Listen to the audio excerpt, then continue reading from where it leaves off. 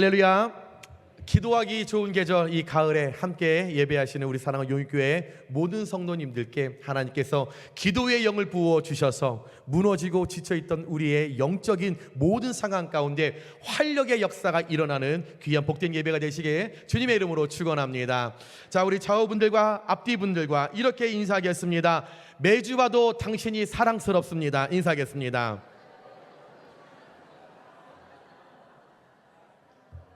다시 한번 인사할까요? 이번에는 인사하실 때 당신의 얼굴 가운데 예수님의 얼굴이 보입니다. 인사하겠습니다.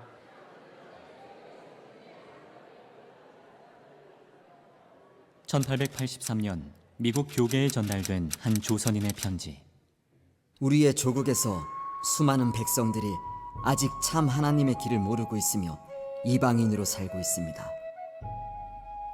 만일 여러분이 우리에게 복음을 전하지 않는다면 나는 다른 민족들이 선교사들을 보낼 것이라고 우려하는 바입니다. 이 편지를 보낸 사람은 최초로 세례를 받은 조선인 이수정이었습니다. 그리고 그 조선인의 편지에 응답한 한 남자, 그의 이름은 호러스 그랜트 언더우드 선교사입니다. 이수정의 편지를 읽고 나의 마음은 떨리기 시작했고 상당히 흥분됐습니다. 하나님께서 나를 조선에 보내시려고 내게 말씀하시는 건 아닌가 하는 생각이 들었습니다. 미지의 나라 조선행을 택한 푸른 눈의 젊은 선교사 언더우드. 1885년 4월 5일 그는 조선에 가장 처음으로 도착한 북장로교 선교사로서 제물포항에 상륙했습니다. 그 당시 조선 정부에선 직접적인 선교를 금지했었습니다. 교육사역과 의료사역만 허락했던 것이죠. 이런 환경 가운데 복음을 직접 전할 수 없었던 언더우드는 우선 제중원 산하의학교에서 물리와 화학을 학생들에게 가르치게 됩니다. 하지만 전염병과 갑신정변으로 인해 부모를 잃은 고아들은 날이 갈수록 늘어만 갔고 이 아이들을 보호해줄 곳은 그 어디에도 없었습니다. 이러한 참상을 목격한 언더우드 선교사는 1886년 봄 고아 학교를 설립하게 됩니다. 고아들을 모아서 키우다 보니까 고아들 중에서 그 남학생들로는 경신학교를 시작하고 처음엔 한 명의 소년으로 시작된 언더우드 학당. 이곳에서 파란만장한 조선의 민족사를 짊어지고 갈 젊은 인재들이 육성될 수 있었던 것은 바로 언더우드 선교사의 도전 정신 덕분이었습니다. 이를 시작으로 교육 사역은 더욱 확장되어 이후 경신학교가 세워지고 연세대학교의 전신이 되는 연희전문학교를 세우게 됩니다. 또한 언더우드 선교사는 전도 사역뿐 아니라 교회 설립에도 힘을 많이 썼는데요. 그래서 그는 자신이 살고 있는 사택을 하나님께 온전히 바쳤습니다. 그 결과 한국 최초의 교회 세문안교회가 탄생하게 된 것이죠. 그 일을 시작으로 주님의 말씀을 전하기 어려웠던 조선 땅에 교회가 세워지기 시작했습니다. 또한 언더우드는 성경 번역위원회를 통해 성경 번역 작업에도 열정을 쏟았습니다. 양반뿐 아니라 가난하고 소외된 이들에게 하나님의 말씀을 가장 잘 전할 수 있는 한글 성경을 만드는 일이었습니다. 그리하여 1900년에는 신약전셔를, 1911년에는 구약전셔를 편찬하여 성경을 널리 보급하였습니다. 조선 성교서회를 세워 성교 찰리를 비롯 수많은 간행물을 출판하여 문서 선교에도 힘썼습니다. 그는 숨이 다하는 그날까지도 이 땅 조선 가운데 하나님의 나라를 세우기 위해 노력하고 도전했습니다. 주여, 지금은 아무것도 보이지 않습니다. 학교도 없고 의원도 없고 멸시와 천대만 있는 이 땅이 머지않아 은총의 땅이 되리라는 것을 믿습니다. 선교를 위해 일생을 다 바친 그는 대한민국 교회의 초석이 되었습니다. 선교를 하면서 성도들로 하여금 이런 이야기들을 종종 듣습니다. 목사님, 우리나라에도 어렵고 가난하고 믿지 않는 자들이 많이 있는데 우리 가족들에게도 제대로 된 복음을 전하고 있지 못하는데 꼭 멀리 비행기 타고 나가셔서 선교해야 하십니까? 해외를 굳이 가지 않고 비행기 값 그냥 그 선교지에 보내는 게 더 효과적이지 않습니까? 라는 질문들을 종종 받게 됩니다. 여러분들도 한 번쯤 이런 생각해 보셨을 거예요. 또 옆에 있는 성도님들끼리 또 이런 이야기도 나눠보셨겠죠. 아유, 너무 우리 교회 선교 많이 하는 거 아니야? 너무 아프리카만 도와주는 것 아니야? 형평성 없이 한 곳에만 집중하는 것 아니야? 이런 이야기를 우리 나눠보셨으리라 생각합니다. 저 역시도 그랬습니다. 우리나라도 복음화 시키지 못하면서 무슨 나라 다른 나라까지 가서 복음을 전해. 우리나라에도 먹지 못하고 어려운 아이들이 얼마나 많은데 먼 다른 나라까지 가서 아이들을 먹여. 여러분, 제가 사실은 그렇게 선교를 좋아했던 사람이 아닙니다. 여러분, 저를 이렇게 보시다시피 저는 별로 이렇게 힘든 걸 좋아하는 사람이 아닙니다.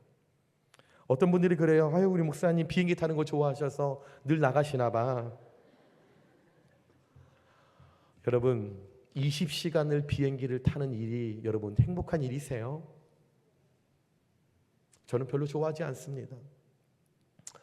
저는 잠자리가 바뀌면 잠을 잘 못 자는 사람이라 늘 선교를 나갈 때마다 하루에 한 2시간 정도밖에 잠을 못 자요. 그래서 늘 나갈 때마다 수면제를 갖고 나가서 매일 잘 때 수면제를 먹고 여러분 선교 2주를 사실은 버티는 거예요. 저 선교 나가지 않고 부교육자들 보내고 그냥 저는 사택에서 삼시세끼 먹고 저 배부르기에 여러분 그렇게 편안하게 하는 거 정말 좋아해요. 그런 삶을 원하는 거죠. 복음의 능력을 모를 때, 말씀의 깊이를 모를 때 철없는 저의 신앙과 사실은 믿음의 모습이었어요. 그러나 어느 순간 복음의 능력을 깨닫게 되고 말씀을 읽고 묵상할 때마다 눈을 감을 때마다 자꾸 그 땅이 눈에 아른거리는 거예요.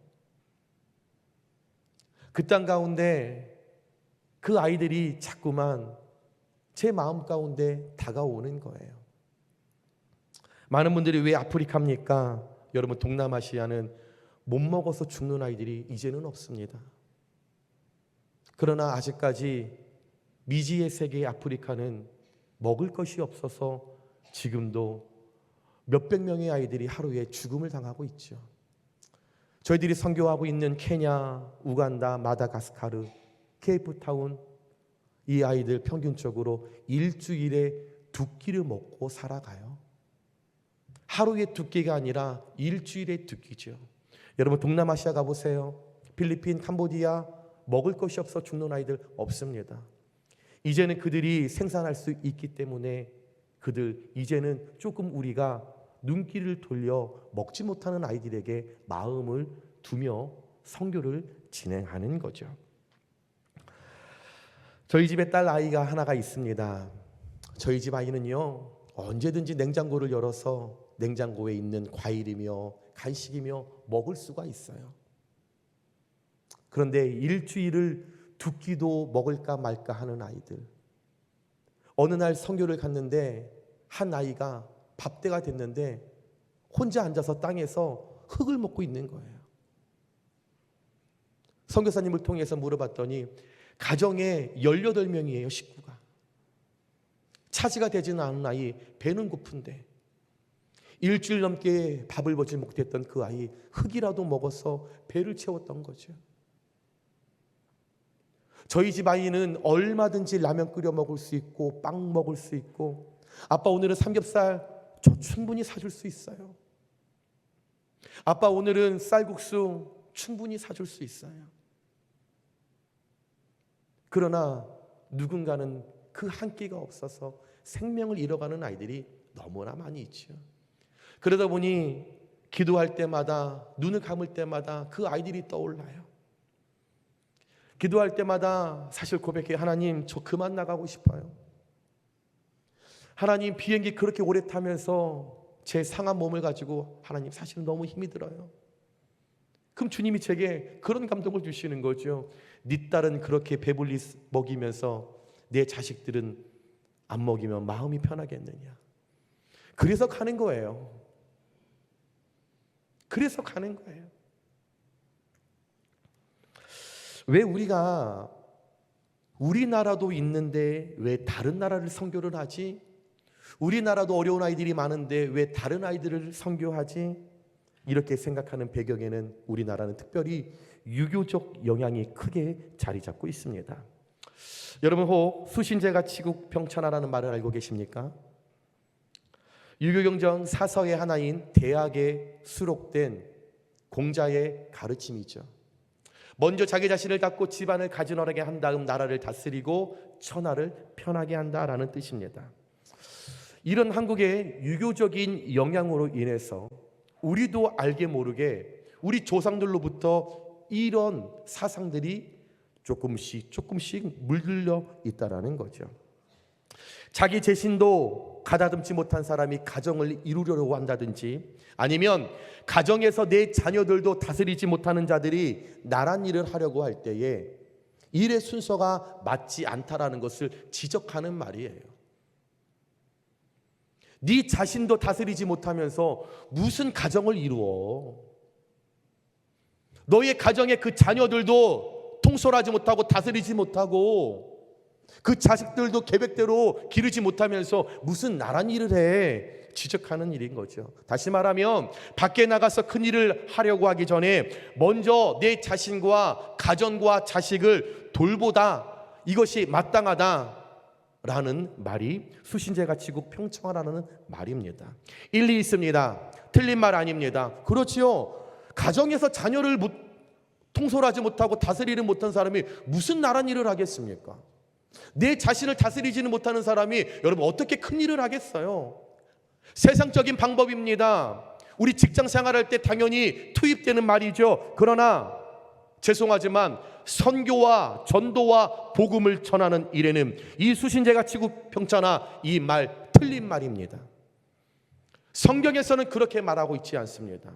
성경에서는 그렇게 완전하고 다스리고 내 자신을 알고 자녀를 다스릴 때, 그때 만족이 일어나고 안전할 때, 완벽할 때 하나님의 일을 하라고 나와 있지 않습니다. 성경의 가르침은 공자의 가르침과 180도 다르게 이야기합니다. 오늘 본문 마가복음 16장 15절의 말씀에 또 이르시되 너희는 온 천하에 다니며 만민에게 복음을 전파하라. 사도행전 2장 8절에 오직 성령이 너희에게 임하시며 너희가 권능을 받고 예루살렘과 온 유다와 사마리아와 땅끝까지 이르러 내 증인이 되리라.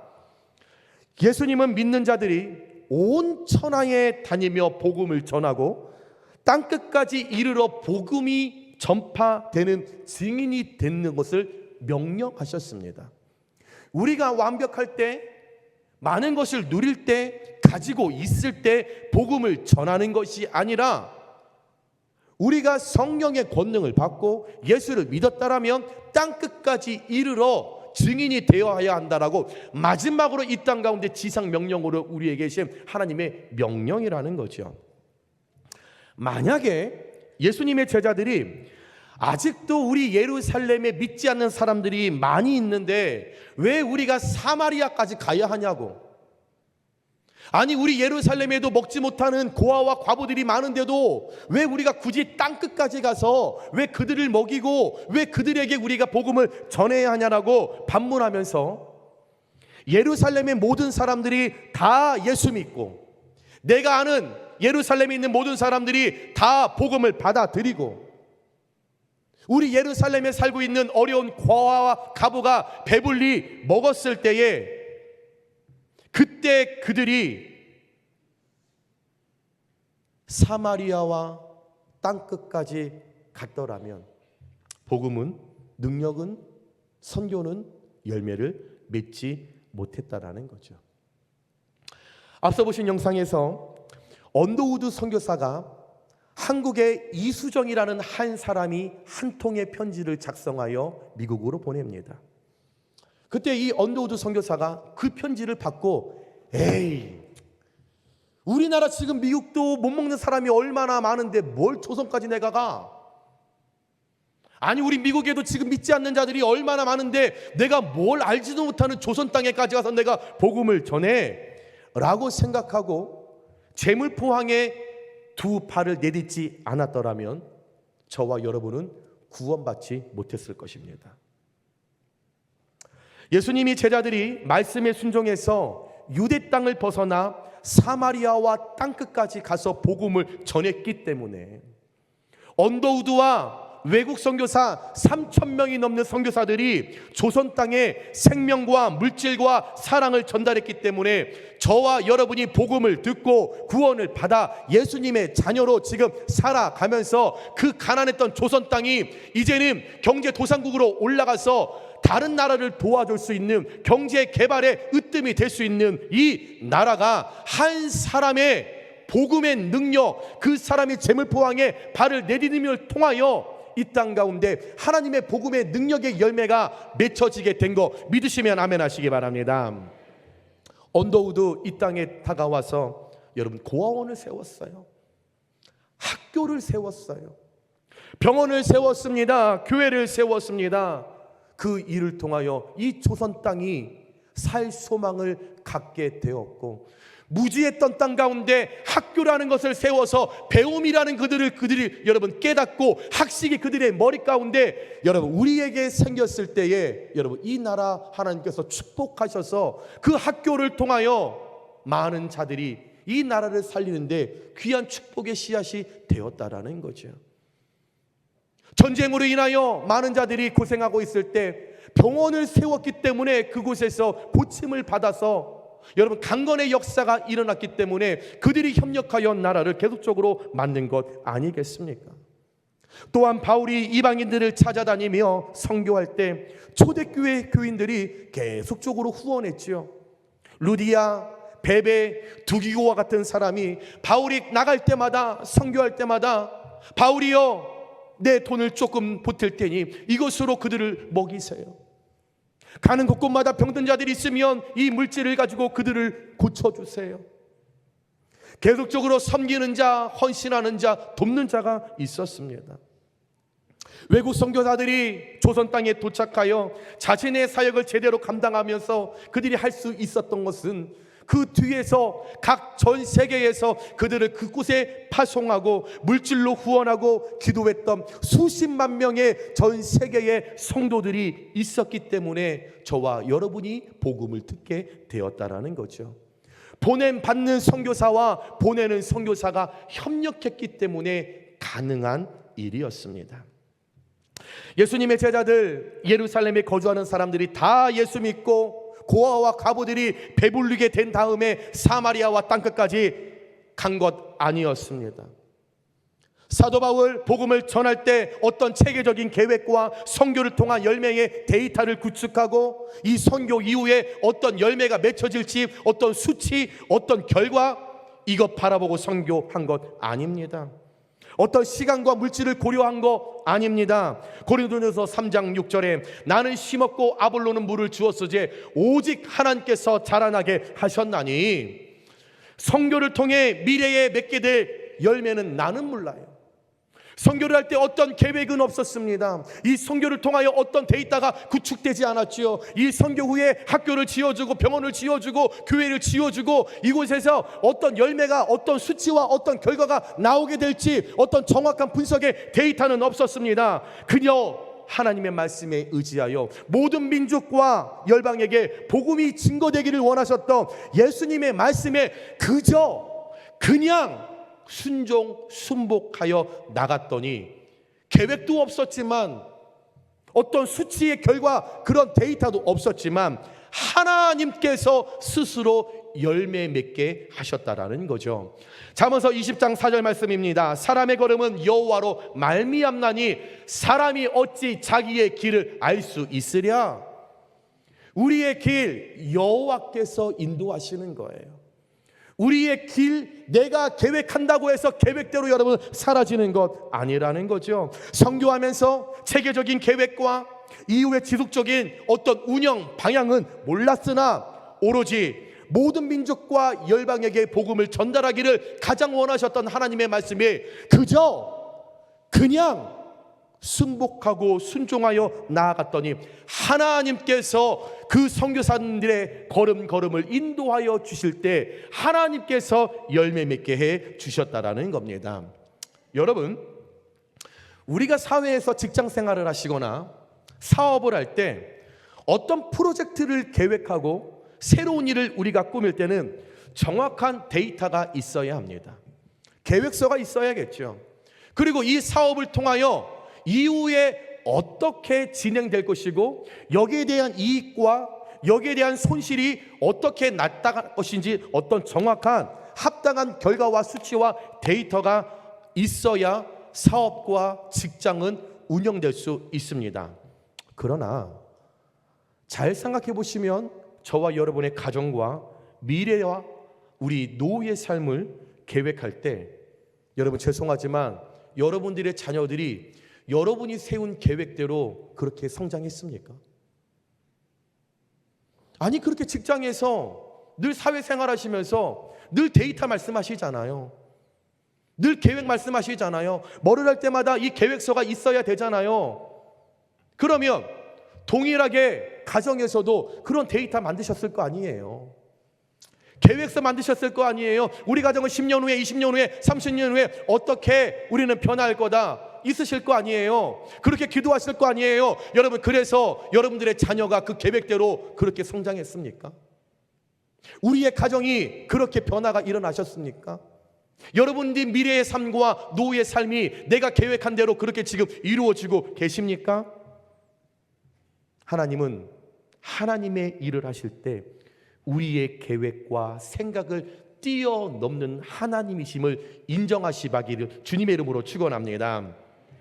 이사야서 55장 8절에서 9절에 이는 내 생각이 너희의 생각과 다르며 하나님의 생각과 우리의 생각은 다르다라고 분명히 말씀하십니다. 내 길은 너희의 길과 다름이니라. 하나님의 길과 우리의 길은 다르다라고 말씀하시죠. 이것이 여호와의 말씀이니라. 이는 하늘이 땅보다 높음 같이 내 길은 너희의 길보다 높으며 내 생각은 너희의 생각보다 높음이니라. 잠언서 19장 21절의 말씀입니다. 사람의 마음에는 많은 계획이 있어도 오직 여호와의 뜻만이 완전히 서리라. 저와 여러분이 아무리 숱한 어떤 데이터를 가지고 있다고 할지라도 계획서를 가지고 있다라고 할지라도 향후 대책 방안을 우리가 아무리 하나님 앞에 제출한다고 할지라도 하나님은 한 사람을 통하여 일하실 때 그 계획은 무너뜨리시고 온전히 여호와의 뜻만이 이 땅 가운데 설 수 있도록 당신의 일을 하나님 스스로가 계속적으로 현재 진행형으로 이끌어 가신다라는 거죠. 잠언서 16장 9절의 말씀입니다. 사람의 마음으로 자기의 길을 계획할지라도 그의 걸음을 인도하시는 이는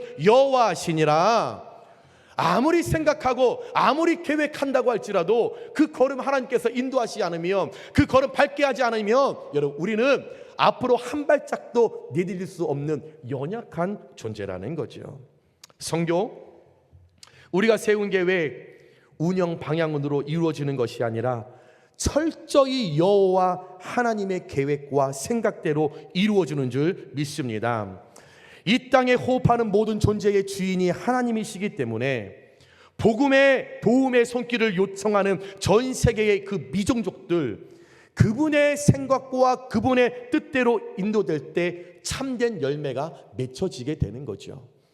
우리 용인교회가 선교를 할 때마다 용인교회가 세운 계획대로 나아가면 그 선교는 용인교회가 드러나는 거죠. 용인교회가 영광받는 거죠. 저희가 선교하는 이 모든 것들 가운데 우리가 어떤 대책, 수립 이 방안을 세워서 선교지에 이렇게 해라, 매달마다 수치와 결과를 우리에게 보고해라, 그렇다면 이것은 하나님의 영역과 선교가 아니라 용인교회가 자꾸만 자랑하고 싶은 우리의 결과가 된다라는 거죠. 그러나 하나님이 원하시는 선교는 하나님의 뜻 안에서 계획과 어떤 대책 방안과 어떤 수치와 결과의 데이터가 없더라도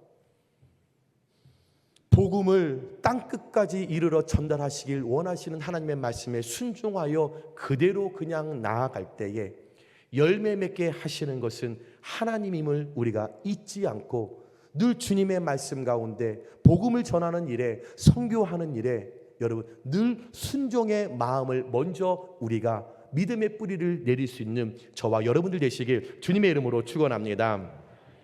여러분, 우리는 날마다 그런 은혜를 누렸고 있지요. 이 조선 땅이 그런 은혜를 누렸지요. 그 은혜를 통하여 여러분과 제가 예수님을 들었지요. 구원받았지요. 자녀가 되었습니다. 그래서 우리 용인교회는 이제 더 이상 받은 은혜를 어떻게 내게만 머물러 있는 것이 아니라 모든 민족과 열방에게 이제 우리도 복음을 증거하자 소원하는 마음으로 예수님 말씀에 의지해서 순종해서 그 일을 현재 감당하고 있습니다.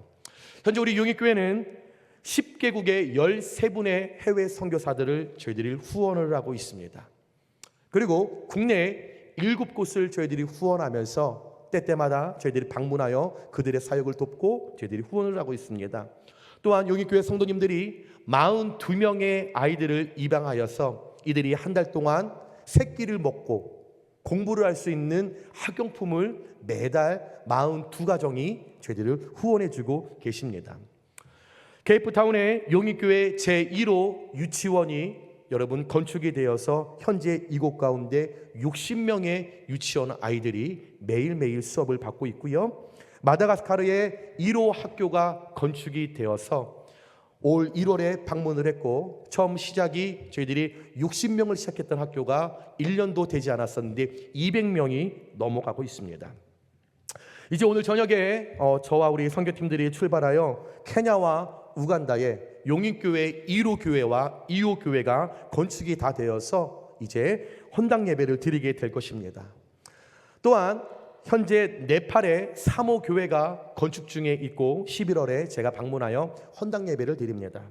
또 현재 마다가스카르에 200명이 넘는 아이들이 몰려서 학교를 더 지어달라고 해서 2호 학교를 지금 건축 중에 있고 2호 유치원과 4호 교회와 첫 번째 병원 보건소가 지금 건축 중에 있어서 내년 2월에 당회원들과 제가 방문하여 헌당 예배를 드릴 예정입니다. 그러면 용인교회가 현재 총 9개 곳에 여러분 건축을 만들어 놓고 이제 그곳에서 복음을 계속적으로 전달하게 될 것입니다.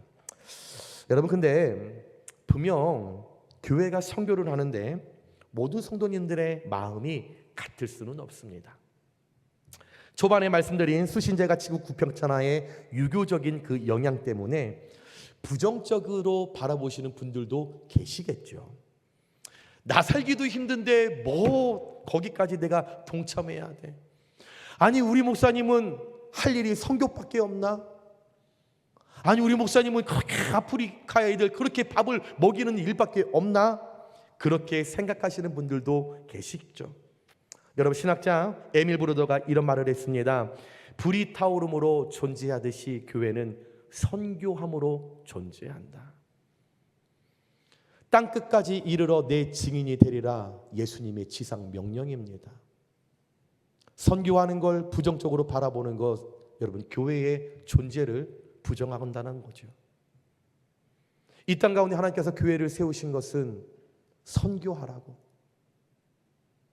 땅끝까지 이르러서 복음을 전하라고 교회를 세우셨다는 거죠. 또한 현대 선교의 아버지로 불리는 윌리엄 캐리라는 사람이 있습니다. 영국 사람인데요, 이 영국 교회에 많은 성도들이 이런 이야기를 했습니다. 아니, 목사님은 우리 영국에도 가난한 자들이 많은데 우리가 꼭 조선 땅에 가서 우리가 복음을 전해야 합니까? 조선 땅에 가서 우리가 그들을 도와야 합니까? 그들의 밥을 먹여야 합니까? 우리 영국에도 얼마나 가난한 사람들이 많습니까? 우리 영국에도 얼마나 복음을 듣지 못한 사람들이 많이 있습니까? 교인들이 불평하고 원망할 때 그들에게 이렇게 이야기를 했죠. 국내에 거주하는 불신자들은 그들이 원한다면 언제든지 말씀을 들을 수 있지만 선교지 미종족들은 복음을 들을 기회를 전혀 갖지 못한 자들이기에 그들을 찾아가서 선교해야 한다라고 이야기했습니다. 사도행전 14장 1절에 2절에 이런 말씀이 있습니다. 이에 이구니온에서 두 사도가 함께, 두 사도는 바울과 바나바입니다.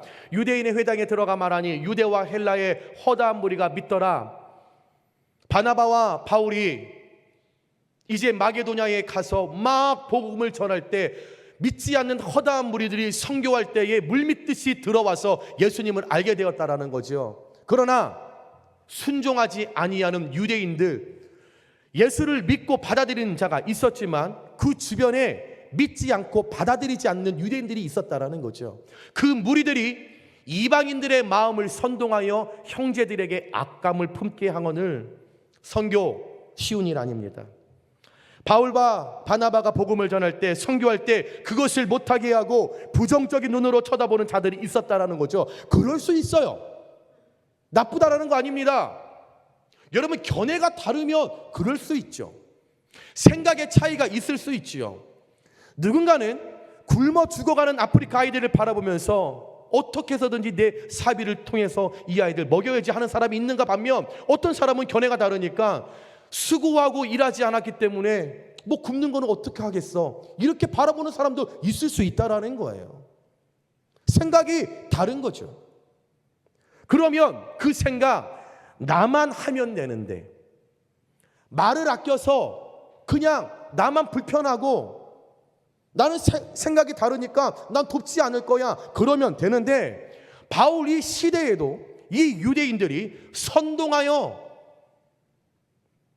마음을 막 격하게 만들어서 이 사람 저 사람한테 이야기하는 겁니다. 야, 바울과 바나바 너무 지나치지 않냐? 이 쟤네들 좋게 먹이냐? 우리도 어려운데? 막 그렇게 하면서 악감을, 다른 사람들까지 악한 마음을 품게 하는 어리석음의 그 죄를 저지르게 되었다라는 거죠. 그러나 바울과 바나바 많은 부정적인 의견에 내가 반응을 보이면, 이것이 옳다 그렇다 아니라고 설명하고, 왜 너는 선교하지 않느냐, 왜 어려운 사람을 돕지 않느냐, 그 사람들에게 계속 변명하고 권면하고 이렇게 하다 보면 앞으로 나아가야 할 동력을 잃을 수 있다라는 것을 알고 있었기 때문에 신경 쓰지 않고, 계획적인 방해, 부정적인 전망에도 바나바와 바울 선교하는 일에 거침없이 나갔을 때, 최선을 다하여 땅끝까지 이르러 증인이 되리는 하나님의 말씀에 순종했을 때, 복음의 능력, 선교의 열매를 맺어 그 복음의 능력이 저와 여러분의 귓가에 들려 우리가 이 땅 가운데 예수 믿고 평안하게 이 자리에서 예배하게 되는 걸 여러분 믿으시기 바랍니다. 사랑하는 여러분, 예수님의 제자들처럼 예수님의 말씀을 따라 가까운 곳이나 먼 곳이나 가리지 않고 복음을 열망하고 굶주림에 허덕이며 손 내미는 자들이 있다라면 앞뒤 따지지 말고 언더우드 선교사가 조선 땅에 정착하여 복음을 전하고 교회를 세워주고 학교를 세워주고 병원을 세워줘서 그가 가르치고 먹이고 그들이 세워서 우리 대한민국이 이마만큼 나라로 성장되는데 기여했다는 사실을 우리가 기억하면서, 우리 용인교회가 하나님께서 기회 주시는 대로 최선을 다해 내가 받았던 은혜를 기억하며 전 세계에 복음을 전하는데, 사명을 감당하는데 함께 마음을 모으는 우리 성도님들과 교회가 되시길 주님의 이름으로 축원합니다. 금요일날 설교를 준비하는데 한 권사님이 전화가 오셨어요. 그 권사님 몸이 편찮으셔서 구루마를 끌고 이렇게 교회에 오시는 분이에요. 근데 목사님, 내가 교회를 가면 좋겠는데 목사님 안 바쁘시면 좀 저희 집에 좀 오시죠. 설교하는 준비하는 시간이라 마음이 복잡한데서, 권사님 바쁘신 일이에요? 아주 바쁜 일이라는 거예요. 아주 바쁘네. 그거 어떡합니까? 또 바쁘다고 하니까 또 갔어. 갔더니 저를 보자 문을 여시면서 이 속바지, 요즘도 속바지를 입으세요 우리 권사님. 속바지를 제쳐서 이렇게 올리고 까 뒤집으면서 여기서 이렇게 뭘 꺼내시면서 저한테 3만 원을 내놓으시는 거예요. 목사님, 주일날 아프리카 가시잖아. 그 시커먼 것들 만나러 가시잖아. 권사님, 시커먼 것들이 뭡니까? 흑인. 아유, 뭐 흑인이나 시커먼 것들 다 똑같은 거지. 연탄같이 생겼더만 다. 암튼 권사님 이게 뭡니까? 목사님, 가시면 이 3만 원으로 그 아이들 사탕을 좀 목사님 사서 먹이세요. 그 권사님 나라에서 여러분 생계가 어렵기 때문에 생활 보호 받아서 받는 돈으로 사실은 어려운 80대 노모세요. 근데 그 권사님 목사가 아프리카 간다니 그 아이들 만난다라고 하니 마음이 그렇게 좋지 않으신 거죠. 그래서 그 순간 그 권사님의 사랑을 망각하고 제가 설교 준비하는데 이게 중요해요. 그래서 권사님, 이게 뭐 중요한 일입니까? 그때 권사님이 저한테 목사님, 사탕 먹이는 것보다 더 중요한 일이 뭐가 있습니까? 배고프다라는데, 목사님 배고프다는데 그 사탕 하나 빨면 단물이라도 나오면 잠시라도 그 아기들 배부를 것 아니에요. 제가 너무 부끄러운 거예요. 내가 설교를 준비하고 복음을 전하는 것도 이 아이들 먹이기 위하여 설교 준비하는 건데, 그 어르신은 그것이 본인 어렸을 때 그렇게 어려웠던 걸 생각하면서 그 단물이라도 좀 한번 빨면 그 아이들 배부를 것 같았어. 한 달에 20만 원도 채 되지 않는 그 돈에서 3만 원을 떼어서 이거 갖다 주라. 생각해보니 3만 원이면 사탕 600개를 살 수 있겠더라고요. 그럼 600명의 그 아이들 사탕 한번 빨면 얼마나 좋을까? 그 권사님, 그게 급한 일이고 소중하고 중요한 일이라는 거죠. 그럴 일 없겠지만 만일 우리 용인교회에 선교에 부정적인 시각을 갖고 계셨던 성도님들이 계시다면 오늘 예수님의 당부하셨던 이 말씀을 기억하시면서 세계를 품고 영혼 구원의 사명을 감당하기 위하여 여러분, 우리의 작은 마음 협력하고 합심하며 여러분 함께 그 일을 감당해 주시길 주님의 이름으로 부탁드립니다. 말씀을 정리합니다. 오늘 아침에 전 세계의 인구가 얼마나 되나 알아봤더니 오늘 딱 81억이 넘었습니다. 81억이 넘었는데요, 그 중에 미전도 종족이 34억 명입니다. 아직까지 복음을 듣지 못한 자들이 너무나 많이 있습니다. 학교가 없어서 배우지 못해서 가난하게 살아가는 사람들이 너무나 많이 있습니다. 물이 다 썩어서 이번에 우간다 가서 만나게 될 텐데요, 3시간을 걸어서 물을 떠오는 왕복 6시간을 5살짜리, 6살짜리 물을 이고 살아갑니다. 그런데 그 아이들 가운데 그 썩은 물에 뜨다가 손톱 발톱 사이에 물벼룩이 들어가서 150원짜리 약 하나 먹으면 고칠 수 있는데 그것이 없어서 손과 발을 자르는 아이들을 만나게 됩니다. 여러분, 그래도 선교하는 일을 부정적으로 바라보시겠습니까? 사도 바울이 우리를 도우라는 이방인들의 소리를 듣고 마게도냐로 건너갔던 것처럼 언더우드 선교사가 우리를 도우라는 조선 땅의 이수정이라는 한 사람의 소리를 듣고 조선 땅에 건너온 것처럼 오늘도 저와 여러분께, 그리고 우리 용인교회에게 도움을 달라고 외치는 그 영혼들의 소리가 있다면, 교회 하나만 져달라고, 학교 하나만 져달라고, 병원 하나만 져달라고 그들이 도움을 요청한다면, 여러분, 받은 은혜를 기억하신다면, 부어주실 은혜를 기억한다면, 우리 대한민국이 여기까지 한 사람을 통하여 이 자리에 우리가 오게 된 것을 기억하면서 도움을 요청하는 그들에게 우리의 생각과 마음과 물질과 기도와 헌신과 섬김이 함께 건너가기를 소망합니다. 그것이 직접 방문하는 선교이든 중보기도이든 물질이든 협력이든 각자 형편에 맞게 선교에 꼭 동참해 주시길 부탁드립니다. 디모데후서 4장 2절에 너는 말씀을 전파하라. 때를 어떤지 못 어떤지 항상 힘쓰라 명령하셨습니다. 하나님의 말씀을 갖고 복음을 전하라, 선교하라. 하고 싶으면 하고 안 하고 싶으면 안 하는 것이 아니라 때를 어떤지 못 어떤지 항상 힘쓰라고 여러분 말씀하고 있습니다. 여러분, 어떤 아이는 흙을 먹고 배를 채우고 있어요. 일주일에 2끼를 먹고 살아가는 아이들이 있어요. 먹여야, 배가 불러야 복음을 들을 것 아니에요.